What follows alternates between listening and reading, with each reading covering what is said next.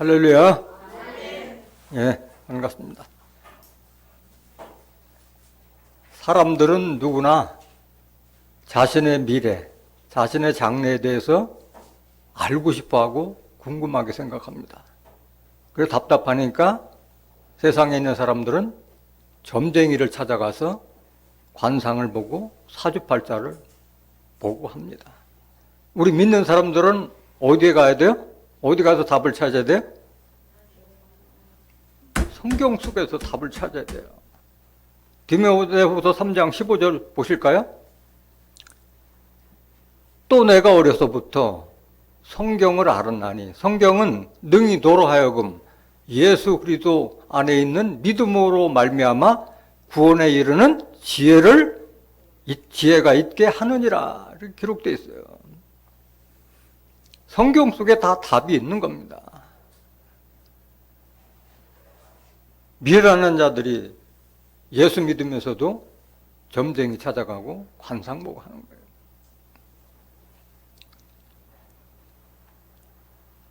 이 시간 허락하신 하나님 말씀은 오늘 증거되는 말씀을 통해서 여러분들 스스로가 과연 내가 구원받을 처소에 있는지, 심판받을, 멸망받을 바벨론의 처소에 있는지 그것을 깨닫는 복된 시간이 되시길 원합니다. 이 시간 허락하신 하나님 말씀은 계시록 18장 1절부터 10절까지입니다. 2일 후에 다른 천사가 하늘에서 내려오는 것을 보니 큰 권세를 가졌는데 그의 영광으로 땅이 환하여지더라. 힘센 음성으로 외쳐 가로되 무너졌도다 무너졌도다.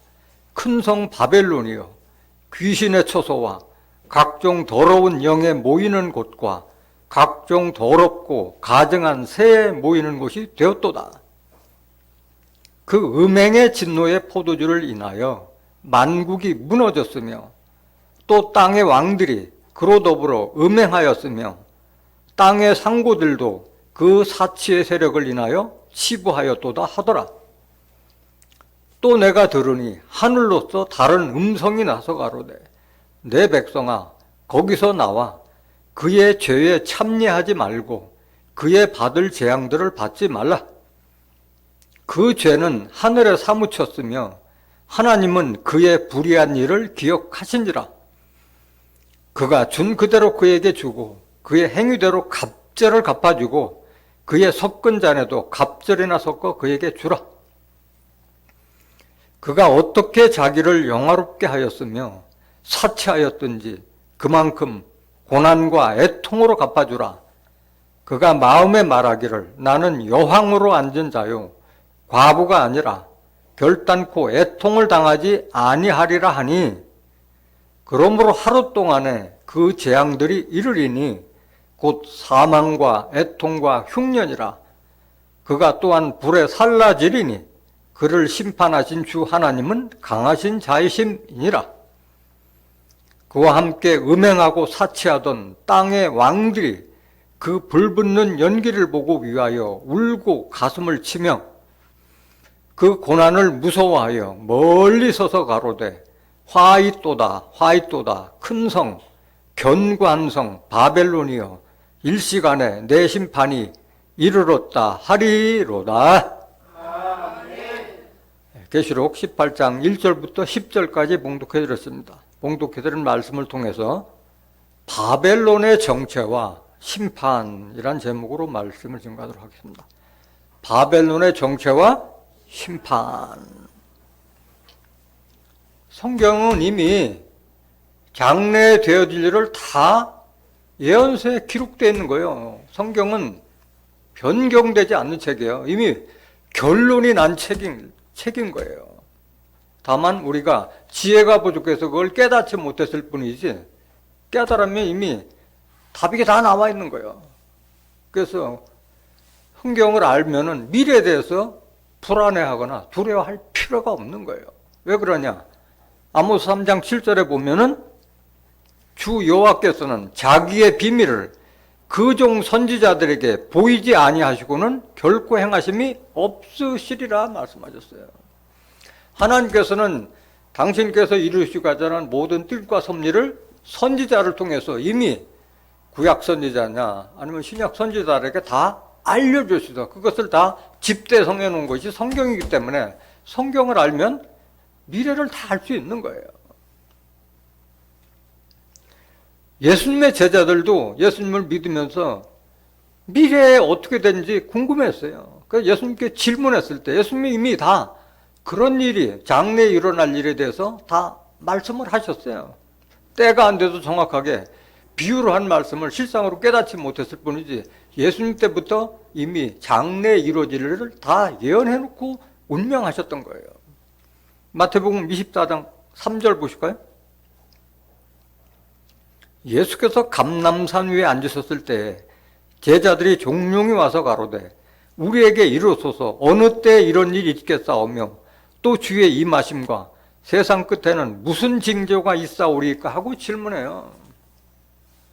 어느 때 이런 일이 있겠사오며 하는 것은 마태복음 24장 1절부터 2절에 보면은 성전을 다 허물어뜨리겠다. 돌 위에 돌아도 남아지고 다 허물겠다. 왜 허물겠다고 그런 거예요? 종말에 하나님께서 지으시고 하는 성전은 건물 성전이 아니야. 사람 성전이요. 예수님께서 말씀하시기를 요한복음 2장 19절부터 21절에 보면 이 성전을 헐라 46년에 걸쳐서 지었던 예루살렘 성전을 헐라 내가 사흘 만에 일으키리라. 이는 성전된 자기 육체를 가리켜 말씀하심이라 말씀하신 거예요. 그래서 참다운 성전은 이 건물에 있지 않고 사람 심령 속에 하나님이 영이 거하시는 그게 참다운 성전이기 때문에 말씀하신 거예요. 그래서 건물로 지은 화려한 성전 다 허물겠다는 말이고 또 주의 임하심과 주의 재림과 세상 끝에는 무슨 징조가 있사오리까 하고 질문한 거예요. 여러 가지로 마태복음 24장 다 걸쳐서 말씀하셨지만은 중요한 말이 뭐냐? 10절 한번 보실까요? 마태복음 24장 10절. 그때 세상 끝에, 지금 세상 끝에 대한 질문의 답변이니까 세상 끝에 많은 사람이 시험에 빠져 서로 잡아주고 서로 미워하겠으며 거짓 선지자가 많이 일어나. 뭐가 일어나? 거짓 선지자가 많이 일어나 많은 사람을 미혹하게 하겠으며 이미 예언한 거예요. 세상 끝에는 거짓 선지자가 많이 일어나서 하나님 백성들을 다 미혹하는 시대가 올 것을 예언해 놓은 거예요. 12절. 불법이 성함으로 많은 사람의 사랑이 식어지리라. 지금 세상 돌아가는 거 보세요. 법이 있어요? 무법과 같은 천지예요. 또 믿는 사람들도 성경 지켜요? 말씀? 불법이에요. 불의와 불법으로 가득 찼어요. 13절 보세요. 그러나 끝까지 견디는 자는 구원을 얻으리라. 이 천국 복음이 모든 민족에게 증거되기 위하여 온 세상에 전파되리니 그제야 끝이 오리라 말씀하셨어요. 많은 사람들이 혼동하는 것이 예수님의 복음하고 천국 복음하고를 혼동하는데 다른 거예요. 예수님께서 말씀 복음하고 천국 복음은 다른 거예요. 성경을 아는 사람들도 천국에 대해서 물어보면 알지 못해요. 천국이 어디에서 이루어지며 천국은 어떠한 곳이며 누가 들어가는 것인지 물어보면은 대답변을 제대로 하는 자들이 없는 거예요. 그 지금 현재 거의 예수복음, 이 성경은 뭐 거의 세상 모든 나라에 거의 전파되다시피 다 됐잖아요. 근데 천국복음은 실상 아직 모른다는 거예요. 천국복음이 전파가 다 될 때야 그제야 끝이 온다고 그랬어요. 그래서 옛날에는 발로 걸어서 전도했지만 이제는 뭐 인터넷이나 이런 걸 통해서 순식간에 세상 끝까지 전파가 되기 때문에 귀만 열으면은 천국 복음은 금방 전파가 될 수 있는 거예요. 15절. 그러므로 너희가 선지자 다니엘의 말한 바 멸망에 가정한 것이 거룩한 곳에 선 것을 보거든 가로 열고 읽는 자는 깨달을진저. 선 것을 보거든 어디로 도망가라? 16절. 그때 유대에 있는 자들은 어디로 도망하라? 산으로 도망할지어다. 실상이에요? 비유예요? 비유로 말씀하신 거잖아요. 15절 다시 보세요. 그러므로, 응? 세상 끝은 천국복음이 다 전파되면 세상 끝이 오리라 하놓고 와서, 그러므로 너희가 선지자 다니엘의 말한 바 멸망에 가증한 것이 거룩한 곳에 선 것을 보거든 산으로 도망할지어다 하는 거예요. 멸망받을 가증한 것이 거룩한 곳을 뭘 상징하는 거예요? 하나님 성전 강단을 말하는 거예요. 그러니까 거짓 목자들, 거짓 선지자들이 많이 일어나서 뭐 하는 거예요? 하나님 백성을 강단해서 미혹하는 거잖아요. 그렇기 때문에 거룩한, 멸망에 가증한 것들이 거룩한 곳에 선 것을 보거든 이 성경 보면 읽고 깨달아라 이 말이에요. 그러고 어디로 도망가라? 산으로 도망가. 산도 비우잖아요. 에스겔서 6장 3절에 보면 산들아 여호와의 말씀을 들을지어다. 산이 무슨 하나님 말씀을 들어요. 하나님의 말씀을 듣는 하나님의 백성들이 모인 교회와 종교단체를 산으로 비웠잖아요. 말씀이 나오는 하나님 말씀을 들을 수 있는 그 산으로 도망가라는 거예요. 피난처가 거기 있다는 거예요. 깨닫지 못한 자들은 백날 읽어봐야 무슨 말인지 어떻게 알아요. 16절 보세요. 마태복음 20장. 그때 유대에 있는 자들은 산으로 도망할지어다. 유대도 마찬가지 이미 멸망당했던 이스라엘이 두 쪽으로 갈려가지고 북이스라엘은 아수르에서 심판당하고 멸망당했고 남유다국은 바벨론에 의해서 멸망당했잖아요. 그 유대가 아니라 다시 택한 유대. 스가랴서 2장 12절에 보면 하나님께서 유다와 예루살렘을 다시 택한다고 그랬잖아요. 다시 택한 유다와 예루살렘은 어딜 말하느냐. 스가랴서 8장 3절에 보면 내가 시온에 돌아왔은즉 예루살렘 가운데 거하리니 예루살렘은 진리의 성읍이라 일컫겠고, 저 중동 땅 예루살렘이 아니라 진리의 말씀, 하나님의 말씀으로 성과 각오로 이루어진 그 장소, 그 교회와 그 교단을 가리켜서 유대에 있는 자들이라고 말했고, 그곳이 바로 시온산이고 예루살렘이라고 말씀하신 거예요. 피난처가 종말에 어디가 되느냐? 피난처를 알아보기 전에 예수님께서 말씀하신 종말에 있을 환난과 심판에 대해서도 이미 다 말씀하시고 돌아가셨잖아요. 마태복음 24장 21절 한번 보실까요? 이는 그때 큰 환난이 있겠습니다. 창세로부터 지금까지 이런 환난이 없었고 후에도 없으리라. 이건 무슨 환난을 말하고 있는 거예요? 계시록에 있을 환난을 이때부터 말씀하신 거예요. 22절 보세요. 그 날들을 감하지 아니할 것이면 모든 육체가 구원을 얻지 못할 것이나 그러나 택하신 자들을 위하여 그 날들을 감하시리라. 그 심판의 날을 감함받는 택하신 자들이 있다는 거예요. 여기에 들어가는 자들이 축복받은 자들이요. 그래서 이렇게 심판의 날을 감함을 받고 피난처가 되는 곳이 어디냐? 환난 날에 피난처가 되는 곳이 어디냐? 요엘서 2장 31절 한번 보실까요? 여호와의 크고 두려운 날이 이르기 전에 해가 어두워지고 달이 핏빛같이 변하려니와. 이건 계시록 6장 12절에 보면은 이런 심판이 이루어지잖아요. 여섯째 심판 때 이런 심판이 이루어지잖아요. 32절 보세요.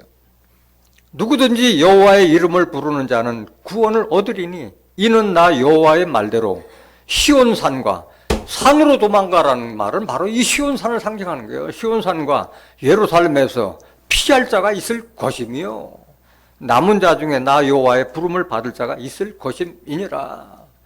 예수님도 다 구약 선지자의 예언을 다 인용해서 말씀하신 거예요. 깨닫기 원합니다. 산으로 도망한 산은 시온산을 상징하고 있는 거예요. 시온산에 대해서는 할 말이 많지만 시간 관계상 여기까지만 하겠습니다.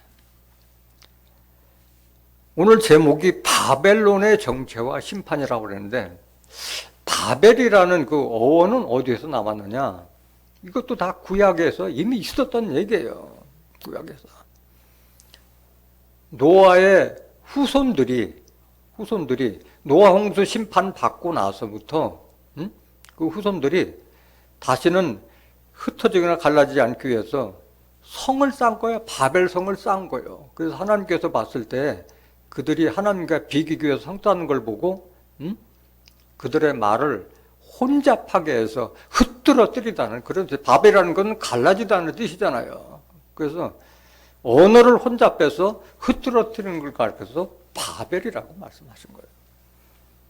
창세기 11장 1절 한번 보실까요? 온 땅의 구음이 하나이요 언어가 하나이었더라. 이에 그들이 동방으로 옮기다가 신할 평지를 만나 거기 거하고 서로 말하되 자 벽돌을 만들어 견고히 굽자 하고 이에 벽돌로 돌을 대신하며 역청으로 진흙을 대신하고 이와 같이 무슨 성을 구축한 거예요. 다시는 흩어지지 말고 이 견고한 성에 우리 살자 하는 식으로. 4절 또 말하되 자 성과 대를 쌓아 대 꼭대기를 하늘에 닿게 하여 우리 이름을 내고 온 지면에 흩어짐을 면하자 하였더니 하늘에 닿게 하는 거 하나님과 비기려고 하는 그런 마음을 가진 거예요. 하나님으로부터 심판을 받지 않겠다는 그런 심사가 있었기 때문에 그런 거죠. 5절 보세요. 여호와께서 인생들의 쌓는 성과 대를 보시려고 강림하셨더라. 하나님께서는 다 인간들을 다 하감하신다고 그러잖아요. 내려 살피신다고 말씀하셨잖아요. 인생들이 하는 짓을 보니까 뭔 것을 하는가 이렇게 강림하셨다 말씀하셨잖아요. 6절 여호와께서 가라사대 이 무리가 한 족속이요 언어도 하나이므로 이같이 시작하였으니 이후로는 그 경영하는 일을 금지할 수 없으리로다. 지금 제거하지 않으면 나중에 큰 화가 되니까 그거를 갈라지게 하신 거예요. 7절 자 우리가 내려가서 거기서 그들의 언어를 혼잡케 하여 그 사람이 갈라지는 것은 말을 혼잡케 하면 갈라지게 돼 있어요. 서로가 말이 다르기 때문에 하나가 될 수 없는 거예요. 그들로 서로 알아듣지 못하게 하자 하시고 여호와께서 거기서 그들을 온 지면에 흩으신 고로 그들이 성 쌓기를 그쳤더라. 그러니까 말이 하나면 서로 통하고 하는데 말이 갈라지니까 성 쌓기가 이루어지지 않은 거예요. 서로가 말이 안 통하는데 작업이 제대로 되겠어요? 9절 보세요. 그러므로 그 이름을 뭐라? 그거를 바벨이라 하니 언어를 혼잡케 해서 흩뜨러뜨리다는 뜻인 거예요. 이는 여호와께서 거기서 온 땅의 언어를 혼잡게 하셨습니다. 여호와께서 거기서 그들을 온 지면에 흩으셨더라. 바벨이라는 기원은 여기서부터 출발된 거예요. 그런데 구약 시대에 이스라엘 족속 중에서도 북이스라엘은 아수르에서 멸망당했고 남유대국은 바벨론에 의해서 멸망당했는데 멸망당하기 전에 하나님께서 보내신 예레미야 선지자나 여러 가지 선지자를 통해서 바벨론에게 화가 있을 것을 예언을 다 했는데 그 왕들이 이스라엘 왕들이 유대 왕들이 악해서 듣지 않았어요. 듣지 않아서 결국은 예레미야 선지자의 말대로 70년 동안 바벨론의 포로가 되어 있던 거예요. 멸망당해버린 거예요. 역사적인 배경을 조금 알아보겠습니다. 예레미야 25장 11절 한번 보실까요? 이 온 땅이라는 것은 유대국을 말하는 거예요. 이 온 땅이 황폐하여 놀람이 될 것이며 이 나라들은 70년 동안 몇 년 동안? 70년 동안 바벨론 왕을 섬기리라. 나 여호와가 말하노라. 70년이 마치면 그 70년 동안 포로 생활을 하고 70년이 마치면 내가 바벨론 왕과 그 나라와 갈대아인의 땅을 그 죄악으로 인하여 벌하여 영영이 황묵해야 돼. 그 바벨론은 이스라엘 그 멸망시킨 후 70년간 유지하다가 또 멸망당하는 거야. 하나님에 대해서 죄악을 줬기 때문에 심판을 또 받은 거예요. 그래서 영영이 황묵해야 돼. 그래서 바벨론도 이스라엘 멸망을 시켰지만 70년 후에 바벨론도 멸망을 당하는 거예요. 13절 보세요. 내가 그 땅에 대하여 손관 바 곧 예레미야가 열방에 대하여 예언하고 이 책에 기록한 나의 모든 말을 그 땅에 임하게 하리니 여러 나라와 큰 왕들이 그들로 자기의 역군을 삼으리라. 내가 그들의 행위와 그들의 손에 행한 대로 보응하리라 하시니라. 그래서 남이스라엘 유대국은 바벨론에서 멸망당하고 바벨론은 다시 메대 사람 다리오에서 멸망당하는 거예요. 왕하 25장 1절 한번 보실까요? 열왕기하 25장 1절. 시드기야 9년 10월 10일에 유대의 마지막 왕이 시드기야 왕이에요. 시드기야 왕 9년 10월 10일에 바벨론 왕 느부갓네살이 그 모든 군대를 거느리고 예루살렘을 치러 올라와서 진을 치고 사면으로 토성을 쌓음에 성이 시드기야 왕 11년까지 에워싸였더니 그 4월 9일에 성중에 기근이 심하여 그 땅 백성의 양식이 진하였고 갈대아 사람이 그 성읍을 에워쌌으므로 성벽에 구멍을 뚫은지라 모든 군사가 밤중에 두 성벽 사이 왕의 동산 견문길로 도망하여 아라밧길로 가더니 갈대아 군사가 왕을 쫓아가서 여리고 평지에 미침에 왕의 모든 군사가 저를 떠나 흩어진지라. 갈대아 군사가 6절 갈대아 군사가 왕을 잡아. 왕은 누구 왕을 말하는 거요? 시드기야 왕을 말하는 거예요. 유다 왕. 림나 바벨론 왕에게로 끌고 가매 저에게 신문하고 시드기야의 아들들을 저희 목전에서 죽이고 시드기야의 두 눈을 빼고 사슬로 결박하여 바벨론으로 끌어갔더라. 그렇게 해서 멸망당해요. 시드기야 왕이 예레미야 선지자의 말을 안 듣고 그러다가 결국은 자기 목전에서 아들들이 다 죽고 두 눈이 뽑힌 채로 바벨론에서 끌려와서 포로가 된 거예요. 그래서 멸망당한 거예요. 그랬던 바벨론이 2대를 넘지도 못하고 느부갓네살 왕 후에 왕위를 받은 벨사살 왕이 왕 때에 그 느부갓네살 왕이 예루살렘 성전에서 그 수탈해 온 성전에서 제사 드릴 때 쓰는 그 기명으로, 그러니까 여러 가지 그릇 같은 걸 가지고 파티를 열어서 술잔치를 벌렸었어요. 그때 느닷없이 그 잔치상 맞은편에 하얀 분벽 위에 메네 데겔 우바르시라는 글씨가 딱 써져 버리니까 손가락이 나타나서 글씨를 쓰는데 다 놀랄 거 아니에요. 갑자기 손가락이 나타나서 잔치 좌석 맞은편에 큰 하얀 벽에 메네 데겔 우바르시라고 쓰니까 그 벨사살 왕이 사시남 딸듯이 떨어서 이게 무슨 뜻이냐고 물었는데 바벨론에 있던 술사나 박사들이 해석을 못하는 거예요. 그래서 오래전에 포로로 잡혀왔던 다니엘을 불러러 와서 그래서 다니엘이 그 벨사살 앞에서 그 메네 데겔 우바르시라는 그 뜻을 해석해줘요. 그 뜻이 뭐냐? 다니엘서 5장 25절 보실까요? 기록한 글자는 이것이니 곧 메네 데겔 우바르시니라. 그 뜻을 해석하건대 메네는 하나님이 이미 왕의 나라의 시대를 세워서 그것을 끝나게 하셨다 함이요. 나라의 흥망성쇠가 누가 다 보고 있어요? 하나님이 다 감찰하시는 거예요. 메네는 이미 하나님이 왕의 나라의 시대가 끝났다는 것을 하나님은 알고 계신 거예요. 27절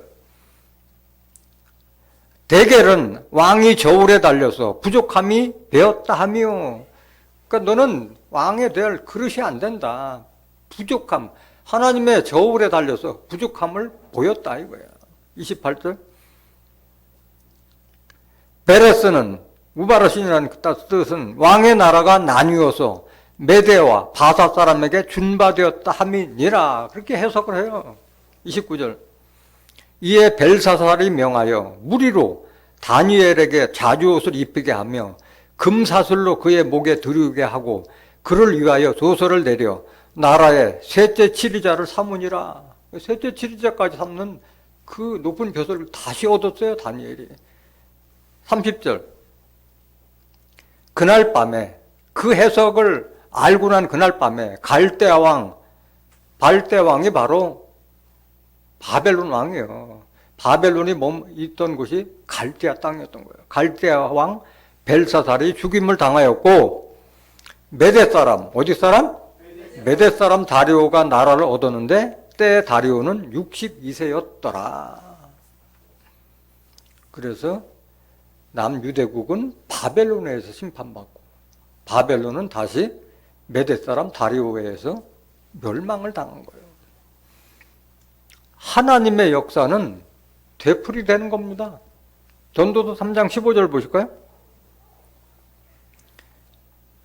이제 있는 것이 옛적에 있었고, 바벨이라는 역사가 이미 구약시대 창세기 때도 바벨성을 쌓는 그런 역사가 있었고, 이스라엘 족속이 바벨론 왕에 의해서 멸망당한 것이 있었고, 장래에 있을 것도 옛적에 있었나니 앞으로 또 그런 일이 또 반복된다요. 장래에도 있을 것도 옛적에 있었나니 하나님은 이미 지난 것을 다시 찾으시느니라. 되풀이되는 거예요. 되풀이되는 거예요. 오늘 본문 말씀에 나온 바벨론의 심판도 구약에 있었던 것과 같이 똑같이 되풀이되는 것을 말씀하시는 거예요. 오늘 본문 말씀 보시겠습니다. 계시록 18장 1절. 2일 후에 다른 천사가 하늘에서 내려오는 것을 보니 큰 권세를 가졌는데 그의 영광으로 땅이 환하여지더라. 하늘에서 내려온 천사가 큰 권세를 가졌는데 그 권세와 영광으로 말미암아 땅이 환하여지더라는 것은 그동안 땅이 어땠다는 거예요? 어두웠다는 거예요. 뭐 때문에? 바벨론 때문에 어두웠던 거예요. 바벨론 때문에. 이거는 비유잖아요. 땅이 그냥 그 세상이 어둡다는 게 아니라 세상에 그 사람들이 다 악하고 어두운 마음을 가졌다는 그런 거잖아요. 바벨론 때문에 말한 거잖아요. 2절 보세요. 2절. 힘센 음성으로 외쳐 가로되 무너졌도다 무너졌다. 지금 천사가 말하는 거잖아요. 권세, 큰 권세와 영광을 가진 천사가 힘센 음성으로 외쳐 가로되 무너졌도다 무너졌도다. 큰 성 바벨론이요. 뭐가 무너져요? 바벨론 성. 그걸 성으로 배웠어요. 성 하니까 여러분들은 성 하면은 무슨 축조물을 쌓은 그걸 성으로 생각하는데 여기서 말하는 성은 그런 건축으로 이루어진 그 성을 말하는 게 아니야. 사람들이 구성으로 이루어진 인간 조직 띠로 만들어진 것을 성으로 배운 거예요. 구원받을 하나님 백성들이 계시록 21장 2절부터 4절에 기록된 말씀과 같이 하늘로부터 하나님께서 새 예루살렘 성이 내려오니 신부가 남편을 위하여 단장한 것 같더라 말씀하셨잖아요. 구원의 백성들이 들어갈 그 성이 새 예루살렘 성으로 비유한 것 마찬가지로 이 심판받을 바벨론도 성으로 비유한 거예요. 건물성이 아니라 악한 무리로 이루어진 인간의 조직들을 성으로 비유한 거예요. 큰 성 바벨론이요. 귀신의 처소와 바벨론은 무슨 처소요? 귀신들이 모여있는 처소예요. 귀신들이 모인 처소요. 또 각종 더러운 영에 모이는 곳과 각종 더러운 영에 모이는 곳. 영이라는 것은 요한복음 6장 63절에 살리는 것은 영이요 육은 무익하리라. 내가 너에게 이른 이 말이 영이요 생명이라. 하나님께서 예수님께서 줘서 우리에게 전한 이 말씀이 영이라고 그랬는데 그거는 깨끗하고 진실한 영이잖아요. 근데 더러운 영이라는 것은 뭐야? 이 하나님의 말씀을 대적하는 비진리의 말씀을 더러운 영으로 비유한 거예요. 각종 더럽고 가증한 새 모이는 곳이 되었도다. 새도 공중에 날아는 새를 말하는 거예요? 아니면 비유예요? 실상이에요? 비유잖아요. 비유. 악한 무리를 다 새로 비유했잖아요. 마귀 사단과 같은 자들을 새로 비유했잖아요.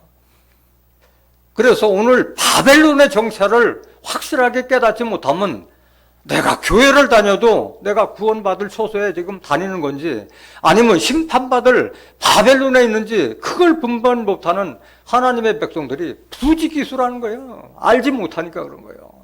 정확하게 귀신의 처소가 뭔지 더러운 영에 모이는 것이 뭔지 가증한 새들이 모이는 것이 뭔지 모르기 때문에 그저 교회만 다니면 구원받을 줄 알고 있는데 그게 아니라는 거예요. 지혜가 없으면은 내가 다니는 교회가 바벨론에 속한 교회라는 것 자체를 알 수가 없는 거예요. 오늘 말씀을 통해서 그거를 확실하게 깨닫길 원합니다.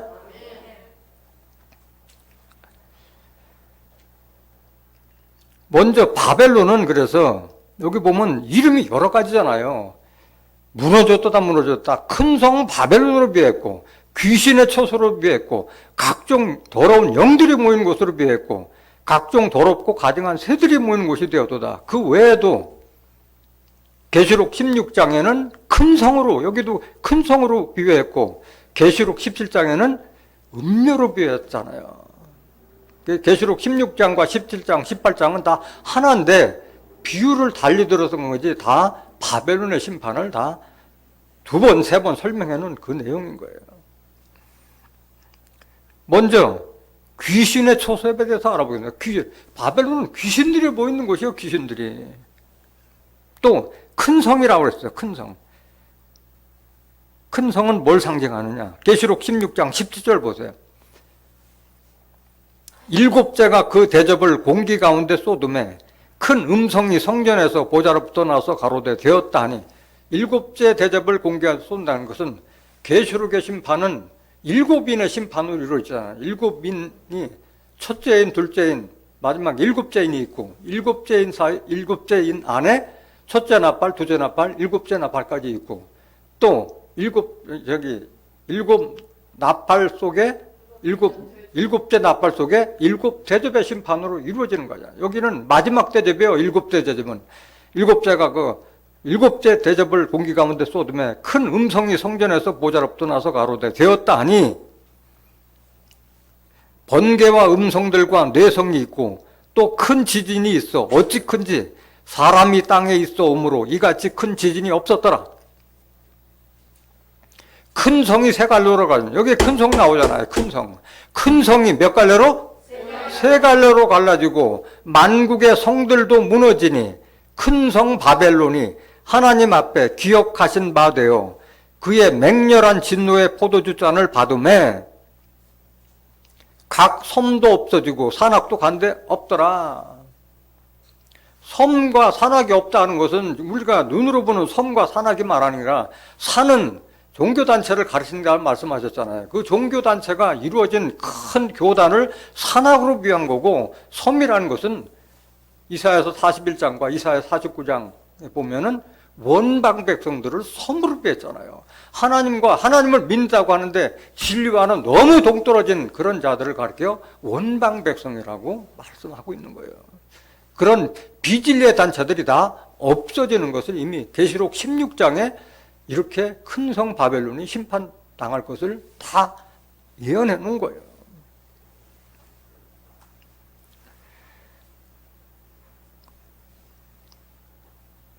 계시록 18장 2절 다시 보세요.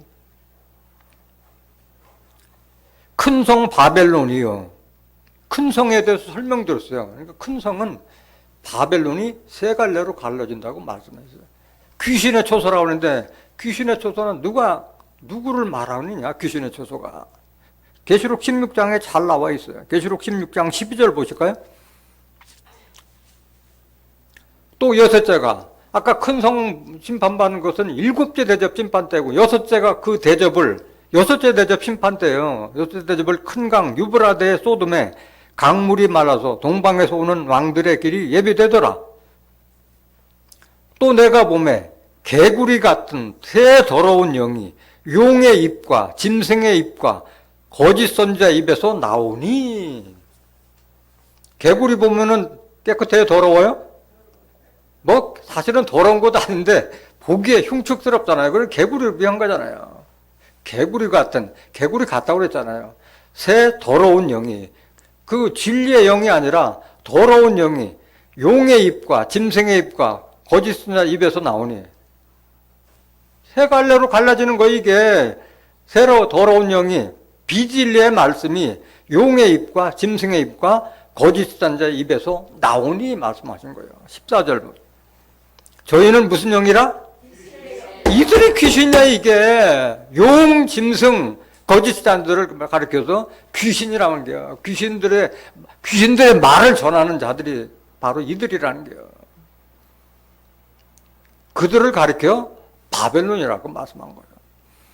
이적을 행하여 온 천하 임금들에게 가서 하나님 곧 전능하신 이에 큰 날에 전쟁을 위하여 그들을 모으더라. 비진리의 조직체를 만들어서 하나님을 믿는 자들과 하나님을 대적해서 전쟁을 일으키는 거예요, 이게. 그래서 마지막에 이 영적 전쟁을 피할 수가 없는 거예요. 믿는 자나 안 믿는 자나 피할 수가 없는 거예요.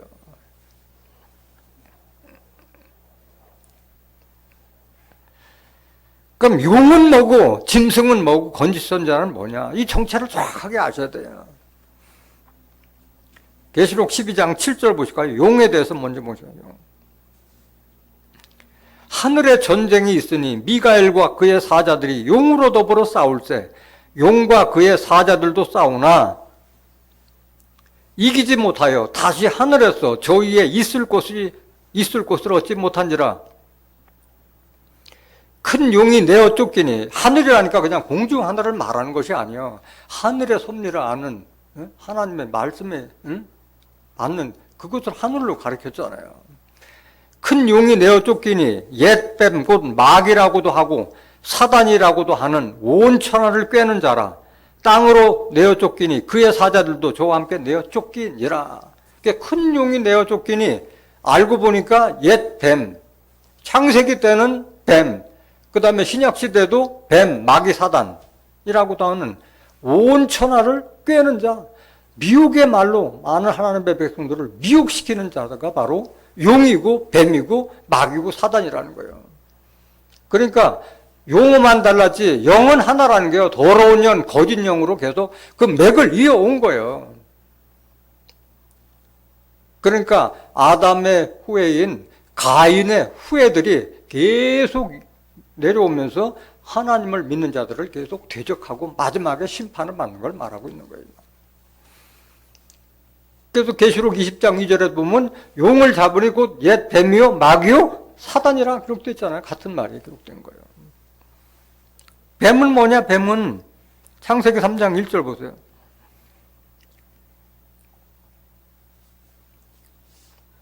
여호와 하나님의 지으신 들짐승 중에 뱀이 가장 간교하더라. 그래서 에덴 동산에서 아담과 함께 있던 여자를 꼬인 것이 뱀이요, 뱀. 간교하다라는 것은 뱀한테 쓴 용어가 아니잖아요. 간사하고 교라는 것은 사람이 간사하고 교라다는 거지. 사람이라는 걸 모르고 아직도 이 뱀이 교다니는 뱀으로 알고 있는 사람들이 많다는 거야, 기독교 신자 중에서. 사람을 상징한 거예요. 그래서 예수님은 누굴 보고 뱀이라고 그랬어요? 외식하는 서기관들과 바리새인, 하나님을 믿는다는 그 율법을 믿는 유대인을 가리켜 뱀들아, 독사의 새끼들아, 너희가 어떻게 지옥의 판결을 피하겠느냐 하는 독설과 저주를 퍼본 거잖아요. 마태복음 23장 33절 보세요. 뱀들아, 독사의 새끼들아, 너희가 어떻게 지옥의 판결을 피하겠느냐. 마태복음 23장 13절부터 33절까지 외식하는 거칠에만 하는 율법자 바리새인들에게 7번에 걸쳐 저주를 퍼본 거예요. 그들을 비판하고 마지막에 이 말씀 하신 거예요. 뱀은 뱀이요 사람이요? 사람을 상징해요. 사람을 상징해요. 그 용을 잡으니까 옛 뱀이요 마귀요 사단이요. 누굴 보고 마귀라고 했느냐? 하나님을 믿는데 율법 안에 묶여있던 율법자 바리새인들에게 대해서 너희는 가인의 후예라고 마귀 새끼라고 저주한 거야. 요한복음 8장 44절 보세요. 너희는 너희 아비 마귀에게서 났으니 유대인들에게 한 거예요. 율법 하나님 믿는 자들이 이들도 너희 아비의 욕심을 너희도 행하고자 하느니라. 저는 처음부터 살인한 자요. 처음부터 살인한 자 누구요? 가인이잖아요. 너희들은 가인의 후예하고 가인이 마귀 새끼라는 게 마귀 새끼. 하나님 자식이 아니라 마귀 새끼라고 그러잖아요. 진리가 그 속에 없으므로 진리에 서지 못하고 거짓을 말할 때마다 제 것으로 말하니 이는 저가 거짓말장이요 거짓의 아비가 되었음이니라. 그래서 가인의 후예를 가리켜서 마귀라고 부른 거예요. 마귀라고 부른 거예요. 그럼 누가 사단은 그럼 누구냐? 마귀 사단은 더 험상궂은 그런 형상으로 나타나고 그렇게 생각하는데 그게 아니야. 사람 마귀고 사람 사단을 가리키는 거예요. 거짓 사도들이 바로 그리스도를 가장한 사단의 일꾼이라고 해요. 고린도서 11장 13절 보실까요? 저런 사람들은 거짓 사도요 괴일의 역군이니 자기를 그리스도의 사도로 가장하는 자들이라. 이런 모습으로 나타나니까 모른다는 거예요. 하나님 말씀을 깨닫지 못하면 저게 사단인지 아니면 정말 그리스도의 일꾼인지 분별을 못하는 거예요. 가장하고 나오니까 위장하고 나온다는 거예요. 14절.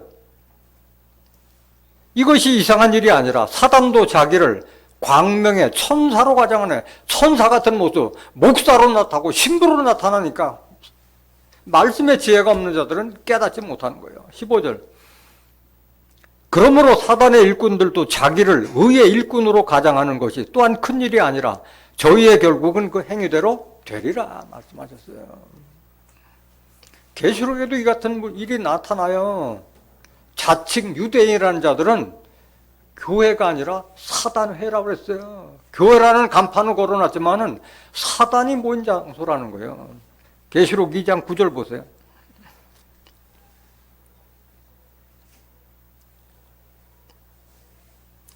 내가 네 환난과 궁핍을 아노니 실상은 내가 부용한 자니라. 자칭 유대인이라 하는 자들의 회방도 아노니 실상은 유대인이 아니에요. 뭐요? 사단의 회라는 것은 집합체를 말하는 거잖아요. 사단들이 모이는 집합체라는 거예요. 그게 교회로 성당으로 나타나는 거예요. 사단의 회라는 것이. 자칭 유대인이라는 건 뭐예요? 껍데기 유대인, 껍데기 예수쟁이. 예수 믿는다면서도 그리스도의 영이 없는 사람은 그리스도 사람이 아니라고 했잖아요. 로마서 8장 9절에. 말로만 예수 믿는 자들, 하나님 예수의 말씀을 알지 못하는 자들, 그들이 바로 유대인이 아니라 그들을 가리켜 사단으로 비한 거예요. 사단으로. 로마서 2장 28절에서 29절에 보면 표면적 유대인이 유대인이 아니요 이면적 유대인이 유대인이라. 할례는 육신으로 할 것이 아니라 마음의 할례를 받으라고 말씀하시잖아요. 마음의 할례를 받지 못한 그저 율법의 할례를 받은 나는 하나님 믿는 자요 하고 하는 자들, 그리스도의 영도 없으면 나는 예수쟁이라 하는 자들, 그들을 가리켜 사단의 회라고 비유한 거예요. 사단의 회라고. 이렇게 비유해야 되는데 이 말씀을 알지 못하면 내가 구원의 처소에 있는지 심판받을 귀신의 처소에 있어서 그게 바벨론 심판받을 곳인지 분별을 못한다는 거예요.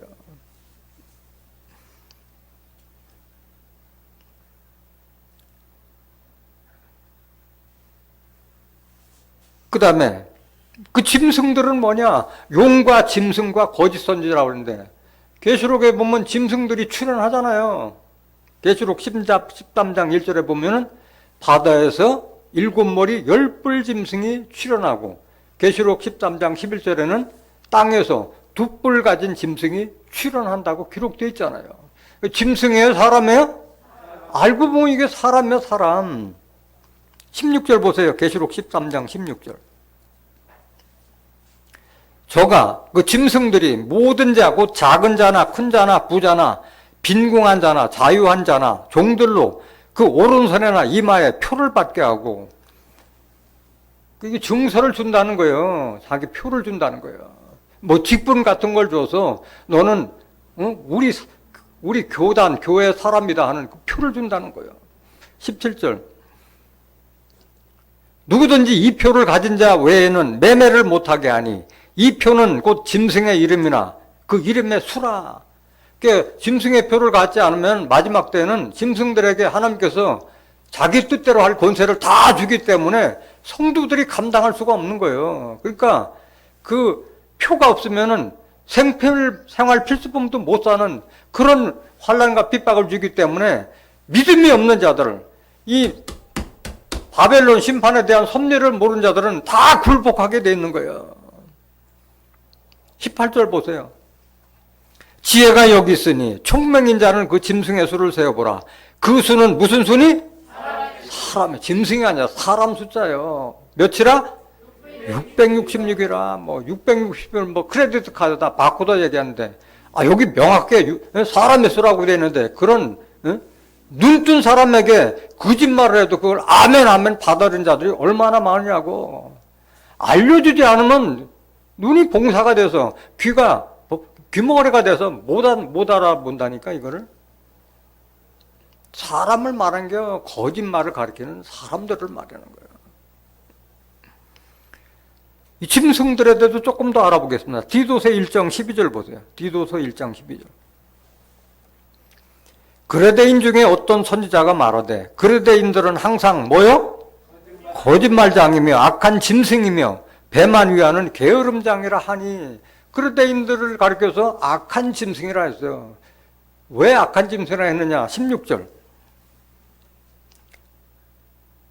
저희가 이 짐승 같은 그레데인들은 하나님을 시인하나 행위로는 부인하는 자니 가증한 자요 복종치 아니하는 자요 모든 선한 일을 버리는 악한 자를 가리켜 짐승이라고 비한 거예요. 짐승. 유다서 1장 10절 보세요. 이 사람들은 무엇이든지 그 알지 못하는 것을 회방하는도다. 또 저희는 이성 없는 짐승같이 본능으로 하는 그것으로 멸망하느니라. 알지도 못하면서 본능으로 하는 것으로 진리를 아는 자들을 회방하는 자들, 이들을 가리켜 짐승이라 했고 그들은 반드시 멸망할 것을 유다 선지자가 예언해 놓은 거예요. 11절. 화 있을진저 이 사람들이요. 이 짐승 같은 자들이 누구냐? 가인에게 행하였으며 이 마귀 사단과 같은 가인에게 행하였으며 삭슬을 위하여 발람의 어그러진 길로 몰려간 발람과 같은 그런 선지자, 돈의 유혹을 받아서 자기 사명을 버리고 발라광에 갔던 자, 이 발람과 같은 자들, 고라의 폐역을 쫓아 멸망을 받았다. 성전에서 봉사하는 그런 직분을 받았으면서도 제사장까지 탐하다가 생매장 당한 고라 족속 같은 자들을 가리켜 짐승으로 비한 거예요. 이성 없는 짐승으로. 그들이 누구냐? 12절. 저희는 기탄합지 너희와 함께 먹으니 너희 애찬의 암초요. 자기 몸만 기르는 뭐요? 목자요. 자기 몸만 기르는 목자들을 가리켜 이성 없는 짐승으로 비한 거예요. 바람에 불려가는 물 없는 구름이요. 죽고 또 죽고 뿌리까지 뽑힌 열매 없는 가을나무와 같은 자들. 13절. 자기의 수치의 거품을 뿜는 바다에 거친 물결이요. 영원히 예비된 캄캄한 흑암에 돌아갈 유리하는 별들이라.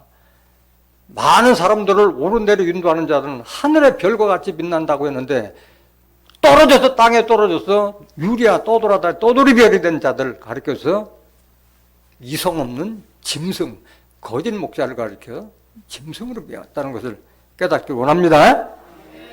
그 다음에 거짓 선지자들은 누구냐? 거짓 선지자는 이 더러운 세 가지 영이 용과 짐승의 입과 거짓 선지자 입에서 나온다고 그랬는데 거짓 선지자들은 예수님께서도 거짓 선지자들에서 이미 여러 번 증거하셨잖아요.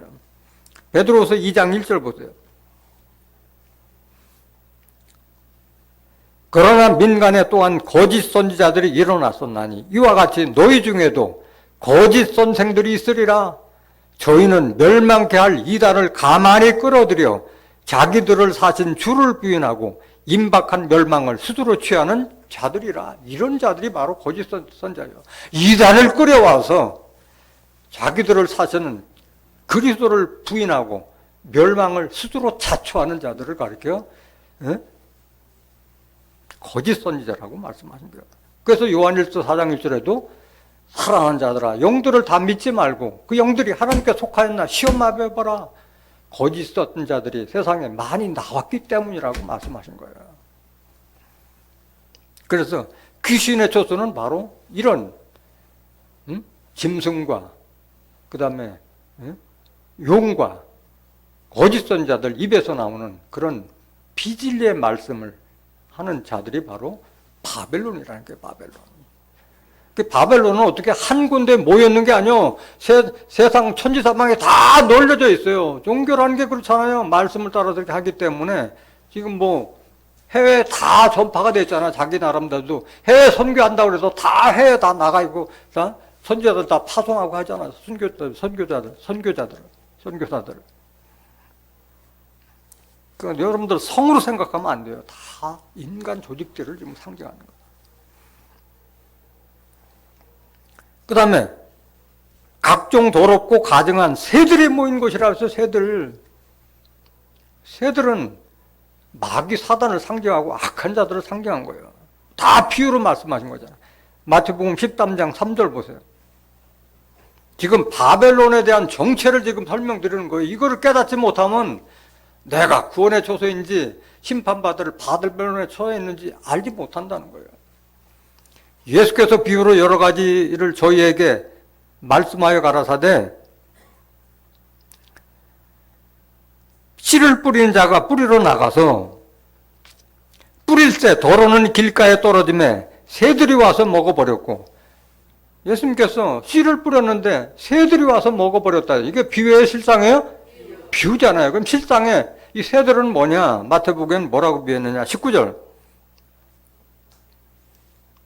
아무나 천국 말씀을 듣고 깨닫지 못할 때는 악한 자가 와서 그 마음에 뿌리운 것을 빼앗나니 이는 곧 길가에 뿌리운 자요. 깨닫지 못하고 있을 때 악한 자가 와서 마음에 뿌린 것을 뺏어가. 그래서 새는 뭐예요? 누굴 가리키는 거예요? 악한 자를 가리키는 거예요. 악한 자. 자기도 자기도 알지 못하고 유전적으로 아는 걸 가지고 동료를 거기 가면 큰일 난다. 거기 이단이다 말이야. 해가지고 미혹해서 진리를 빼앗아가는 자들. 이들이 악한 자고 이들이 새라고 말씀하신 거예요. 마가복음, 누가복음에 정확하게 마귀 사단이라고 말씀하죠. 똑같은 말씀을 가지고. 마가복음 4장 14절 보세요. 뿌리는 자는 말씀을 뿌리는 것이라 말씀이 길가에 뿌리웠다는 것은 이들이니 곧 말씀을 들었을 때 사단이 즉시 와서 누가 와서? 사단이 즉시 와서 저희에게 뿌리는 말씀을 빼앗는 것이요. 진리의 말씀 빼앗는 자들이 바로 사단이요. 그래서 말씀을 들어보면은 자기가 판단을 서지 않고 꼭 자기 교회에 있는 권사나 전도사 데리고 와서 봐. 그래가지고 그다음부터는 안 와. 왜? 마귀 사단한테 미혹돼서 진리를 빼앗아갔기 때문에 진리의 말씀이 남아있지 않는 거예요. 누가복음 8장 11절 보세요.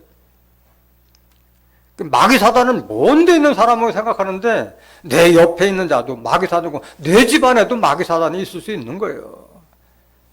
그러니까 종교 가지고 서로가 다 뿔뿔이 다 갈라지잖아, 집안이. 이 비유는 이러하니라. 씨는 하나님의 말씀이요. 길가에 있다는 것은 말씀을 들은 자니 이에 마귀가 와서 누가 와서? 마귀가 와서 그들로 믿어 구원을 얻지 못하게 하려고 말씀을 그 마음에서 빼앗는 것이요. 새들은 알고 보니까 악한 자들, 마귀 사단을 가리켜요. 다 새들로 배웠고 그들이 바로 바벨론이라는 거예요. 바벨론. 마귀 사단, 귀신들 영, 그들이 다 바벨론이라는 거다. 다 한 통속이라는 거예요.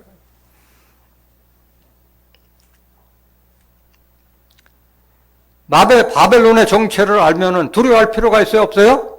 없어요. 심판받을 거리 이미 본문에 작정되어 있는데 두려워할 게 뭐 있겠어. 계시록 18장 2절 보세요. 힘센 음성으로 외쳐 가로되 무너졌도다 무너졌도다 큰 성 바벨론이요. 무너진 거예요. 바벨론 성은. 이미 예언됐잖아요. 이미 계시록 14장에도 똑같은 말씀하셨어요. 계시록 14장 8절 보실까요? 또 다른 천사고 둘째가 그 뒤를 따라 말하되 무너졌도다 똑같은 말이잖아요. 큰 성 바벨론이요 모든 나라를 그 음행으로 인하여 진노의 포도주를 먹이던 자로도 하더라. 음행의 진노의 포도주는 말씀을 상징하는데 하나님의 진노를 받을 비진리를 전파했다는 말씀이잖아요. 9절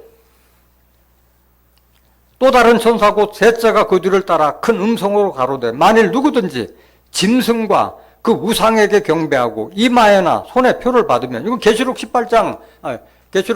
13장에 나오는 짐승, 우상 다 나오잖아요. 이마에나 손에 표를 받게 한다고 그랬잖아요. 10절 그도 하나님의 진노의 포도주를 마시리니 그 진노의 잔에 섞인 것이 없이 부은 포도주라 거룩한 천사들 앞과 어린 양 앞에서 불과 유황으로 고난을 받으리니. 나는 뭘 갖다 할 수 없는 거예요. 그러니까 비진리를 따라가면 다 같이 심판 받는 거예요.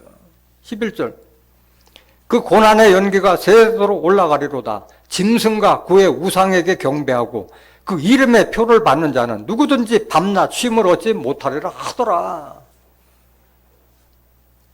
그 표를 안 받아야 되는데 이거 표를 안 받기 위해서는 어린 양의 생명책에 농명되지 않으면 다 짐승에게 경배할 것을 이미 예언해놨어요. 그러니까 쉬운 문제가 아닌 거예요. 내 의지로 되는 게 아닌 거예요.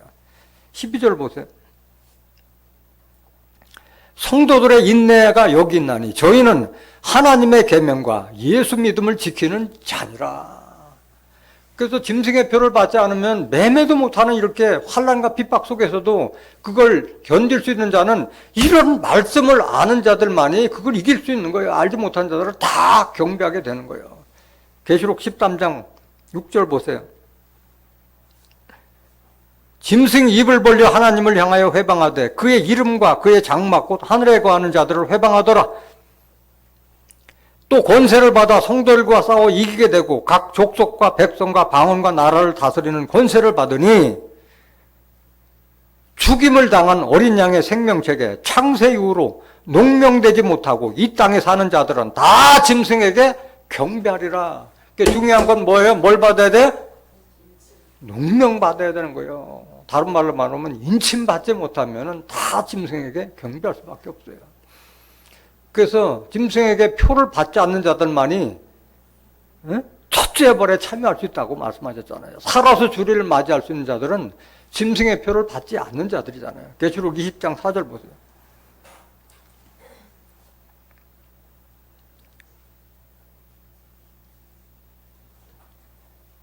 또 내가 보자들을 보니 거기 앉은 자들이 있어 심판하는 권세를 받았더라. 또 내가 보니 예수의 증거와 하나님의 말씀을 인하여 목배임을 받은 자의 영혼들과 순교자의 영혼들과 또 짐승과 그의 우상에게 경배하지도 아니하고 이마와 손에 그의 표를 받지도 아니한 자들이 살아서 그리스도로 더불어 천년 동안 왕노릇하니 이는 첫째 부활이라. 이 첫째 부활에 참여하는 자는 복이 있고 거룩하도다. 둘째 사망이 그들을 다스리는 권세가 없고 도리어 그들이 하나님과 그리스도의 제사장이 되어 천년 동안 그들을 더불어 왕노릇하리로다. 이 축복을 받지 못한다는 거예요. 짐승에 경배하면. 축복을 받지 못할 뿐만 아니라 짐승 심판받을 때 같이 심판받는다는 말씀입니다.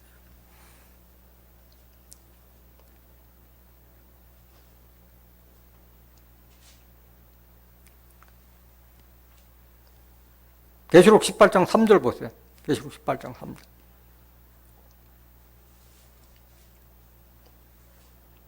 그 음행의 진노의 포도주를 인하여 만국이 무너졌으며 또 땅의 왕들이 그로 더불어 음행하였으며 땅의 상고들도 그 사치의 세력을 인하여 치부하였도다 하더라. 그래서 비진리의 말씀을 인하여 만국이 다 넘어지게 되는 거예요. 온 세상이 다 하나님과 예수님을 믿는다고 그랬는데 다 심판받을 자들로 다 무너졌다는 거예요. 땅의 왕들이 그로 더불어 음행하였으며 땅의 상고들도 그 사치의 세력을 인하여 치부하였다. 이건 뭔 말을 말하는 거냐? 다 비유잖아요. 땅의 왕들. 종교 정치군들과 같은 자들 또는 하나님의 말씀을 팔아서 장사치하는 자들과 같은 자들을 상고들을 비한 거예요. 하나님의 말씀을 이용해서 배불리는 자들을 상고로 비한 거잖아요. 그들이 다 비지엘의 말씀으로 영혼 장사꾼을 해서 사치했다는 말을 하고 있는 거예요. 그래서 이들을 가리켜 이 진노의 포도주를 인하여 만국이 무너졌다고 그러는데 이거를 가리켜 계시록 17장에는 음료로 비유한 거예요. 음료가 바로 바벨론을 상징하고 있는 거예요. 계시록 17장 1절 보세요. 또 7대접을 가진 7천사 중 하나가 와서 내게 말하여 가로되 이리 오라. 많은 무리에 앉은 큰 음녀에 받을 심판을 내게 보이리라. 음녀에 받을 심판을 내게 보이라 하는데 많은 무리에 앉았다고 그랬는데 물은 뭘 상징하느냐? 계시록 17장 15절 보세요. 물은 물이 아니라 많은 사람들 위에 앉아있다는 거예요. 또 천사가 내게 말하되 네가 본 바 음녀에 앉은 물은 물이 아니고 백성과 무리와 열국과 방언들이라 온 세상 사람들 위해 비질레 말씀으로 깔고 한 자를 음료로 지금 비유한 거예요. 2절 보세요. 계시록 11장 2절.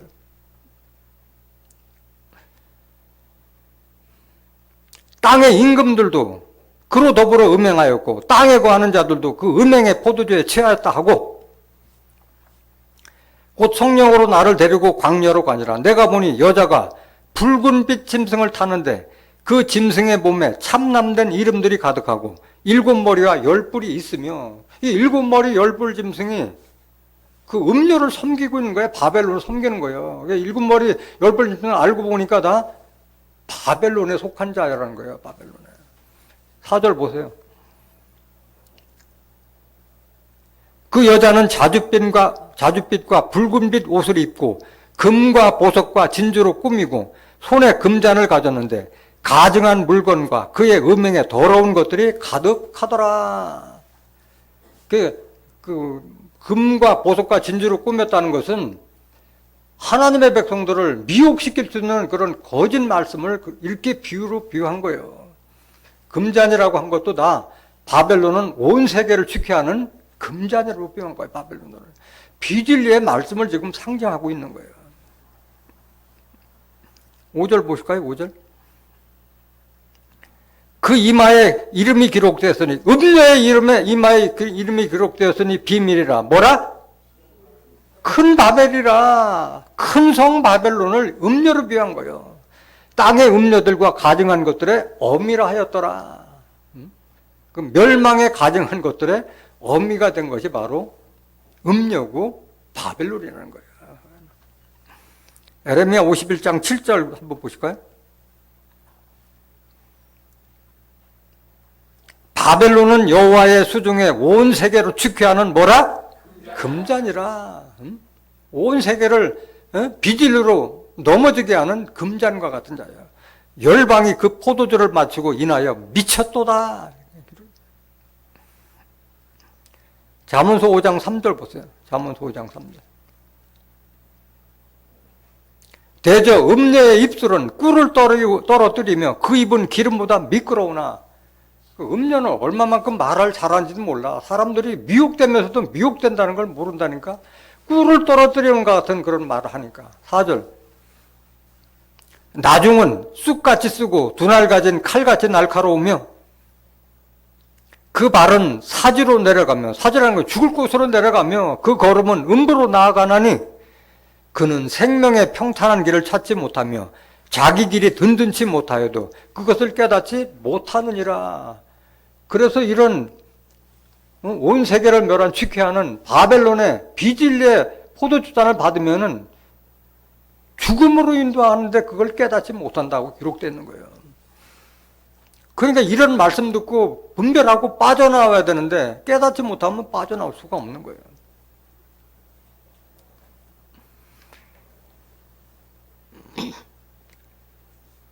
일곱 머리 열뿔 짐승의 정체에 대해서 조금 더 알아보요. 계시록 17장 6절 보세요.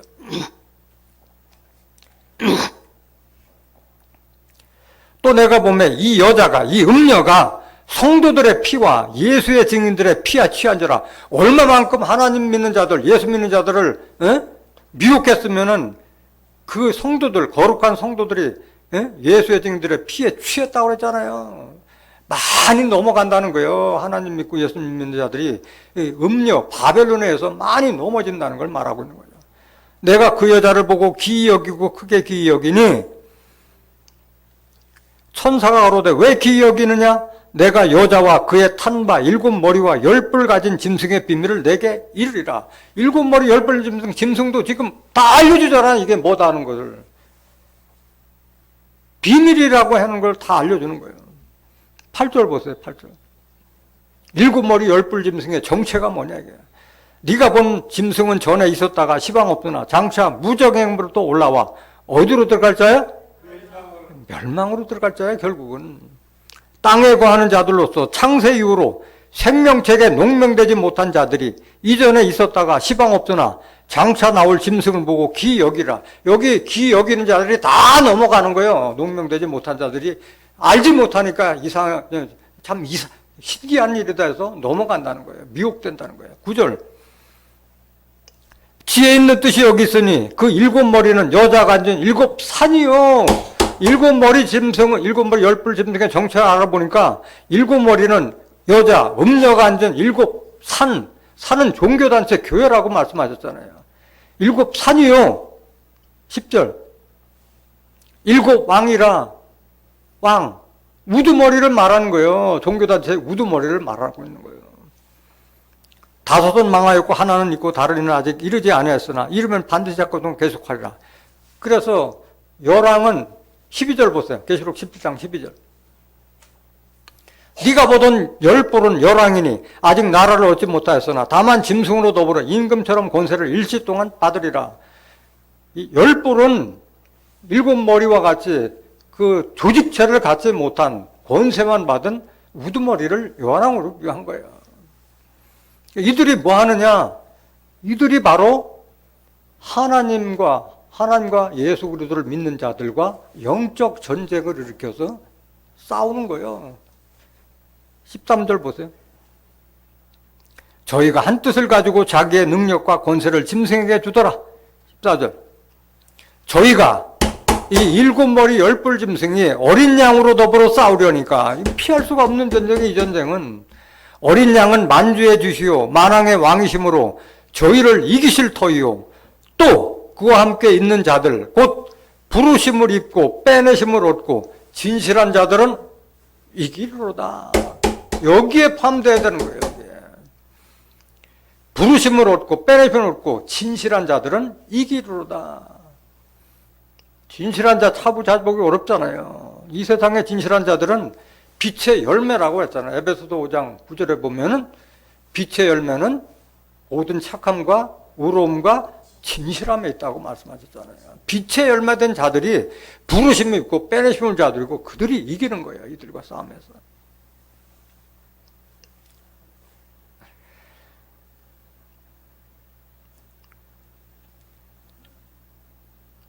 계시록 18장 4절 보세요.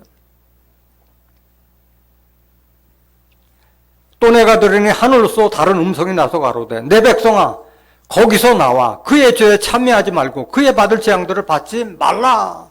이렇게 하나님께서도 지금 당부하고 있는데 바벨론의 정체를 모르니까 못 나오는 거예요. 그의 죄에 참여하지 말고 그의 받을 재앙들을 받지 말라. 5절. 그 죄는 하늘에 사무쳤으며 하나님은 그의 불의한 일을 기억하신지라. 다 기억하고 계시는 거예요. 6절. 그가 준 그대로 그에게 주고 그의 행위대로 갑절을 갚아주고 그의 섞은 잔에도 갑절이나 섞어 그에게 주라. 바벨론에서 나오라는 것은 예레미야 선지자도 이미 예언했는데 정체를 알지 못하니까 못 나오는 거예요. 예레미야 51장 7절 보세요. 예레미야 50장 6절. 예레미야 50장 6절. 내 백성은 잃어버린 양떼로다. 그 목자들이 그들을 곁길로 가게 하여 산으로 돌이키게 하였으므로 그들이 산에서 작은 산으로 돌아다니며 쉴 곳을 잊었도다.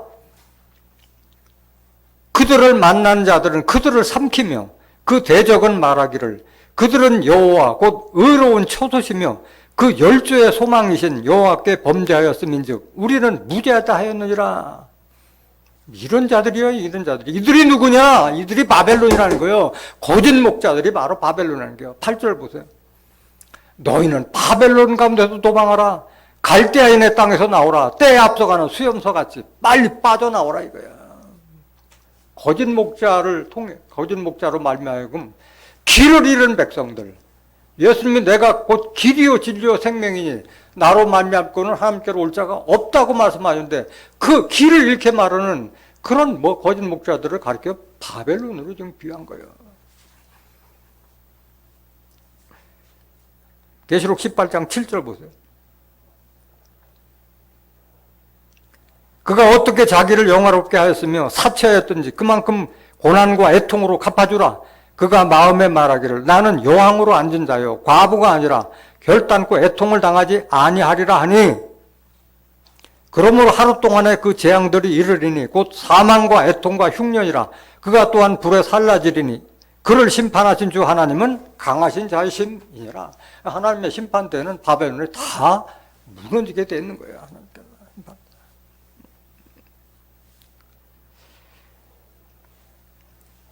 이게 이들이 무너질 때 그들의 그 말씀으로 사치한 자들은 어떻게 되느냐? 비진리의 포도주로 음행에 취했던 왕들과 그 장사치와 같은 자들은 어떻게 되느냐? 9절 보세요. 그와 함께 음행하고 사치하던 땅의 왕들이 그 불붙는 연기를 보고 위하여 울고 가슴을 치며 그 고난을 무서워하여 멀리 서서 가로되 화이토다 화이토다 큰 성 견고한 바벨론이여 일시간에 네 심판이 이르렀다 하리로다. 땅의 상고들이 그를 위하여 울고 애통하는 것은 다시 그 상품을 사는 자가 없습니다. 이 상품이라는 것은 비진리의 말씀을 상품으로 지금 비유하고 있는 거예요. 12절 그 상품은 금과 은과 보석과 진주와 세마포와 자주 옷감과 비단과 붉은 옷감이요 각종 향목과 각종 상아 기명이요 값진 나무와 진유와 철과 옥석으로 만든 각종 기명이요 계피와 향료와 향과 향유와 유향과 포도주와 감람류와 고운 밀가루와 밀과 소와 양과 말과 수레와 종들과 뭐예요? 마지막에 사람의 영혼들을 팔고 사는 영혼 장사꾼들이에요. 이 바벨론들이. 그래서 심판받는 거예요. 심판받는 거예요. 그래서 이제 그 비진리의 말씀이 통하지 않으니까 애통하고 통곡하는 거예요. 그래서 사망과 음부와 흉년으로 다 심판한다고 했잖아요. 불에 살라 버릴 거를 말씀하신 거잖아요. 이들이 심판받을 때 그러면 즐거워할 자들이 있어요. 누가 즐거워하느냐? 하늘에 속한 자들이 즐거워한다. 계시록 18장 20절 보세요. 하늘과 성도들과 사도들과 선지자들아 그를 인하여 즐거워하라. 그 심판을 인하여 즐거워하라. 하나님이 너희를 신원하신 심판을 그에게 하셨음이라 하더라. 이때 즐거워할 자들이 어디냐? 바로 시온산과 예루살렘에서 하나님과 그리스도에 함께한 자들이 바로 즐거워할 자들이에요. 마지막 구절 히브리서 12장 22절 보세요. 이들이 누구냐? 그러나 너희가 이르는 곳은 시온산과 살아계신 하나님의 도성인 하늘의 예루살렘과 천만 천사와 하늘의 도성인 예루살렘에 들어갈 자들이 즐거워하는 거예요. 23절 하늘에 기록한 장자들의 총회와 교회와 만민의 심판자이신 하나님과 및 온전케 된 의인의 영들과 새 언약의 중보이신 예수와 및 아벨의 피보다 더 낫게 말하는 뿌리 피니라. 오늘 이 말씀을 깨달은 여러분들은 이미 바벨론에서 나왔고 바벨론의 정체를 잘 아는 사람들이에요. 진리의 말씀으로 무장해서 바벨론을 치고 그들의 비진리에서 취해서 길을 잃은 하나님의 백성들을 하나님께로 그리스도에게 인도하는 복음의 사역자들이 되시기를 예수님의 이름으로 간절히 축원합니다. 말씀 마치겠습니다.